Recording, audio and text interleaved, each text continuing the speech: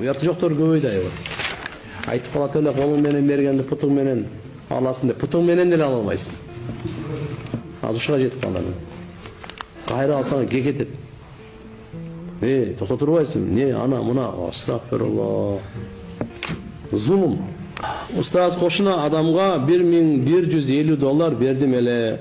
4 жыл болду. Такыр берейин деген ою жок. Эмне кылсам болот? Алла. Акча алып алгандан карыз жаман нерсе таксыр. Алла эсебин берет. Эгерде сиз ахиретке иман келтирген, сиз мусулман болсоңузчу, карызын берип коюң. Мусулман өзүңүздү мусулман бол. Кабырда мага нормальный жатайын десеңиз, карызды берип коюң.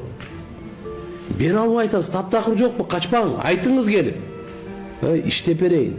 Эмнеңизди кылып, кириңизди жууп берейин. Кароолчулук кылып, пакинкеңизди арчып берейин, мыгыңызды кагып берейин. Эмне иш кылып берейин? Мына иштегениңизди, тапканыңызды бериңиз. Нары бери чардаганыңызды токтотуңуз. Пепси-кола, эт, бет жегендери, такси-паксилер токтотуңуз барды. Барды акча таап туруп, карызды берин, карызды берин, карызды берин. Жаман нерсе, сиз эмне кылып атасыз 4 жыл болгон болсо? Укуктуу мамлекетте жашап атабыз. Укук органына кайрылыңыз. Толук укутуз, шариаттын талабы. Не болсо ошо болсун деп эмес, кайрылыңыз.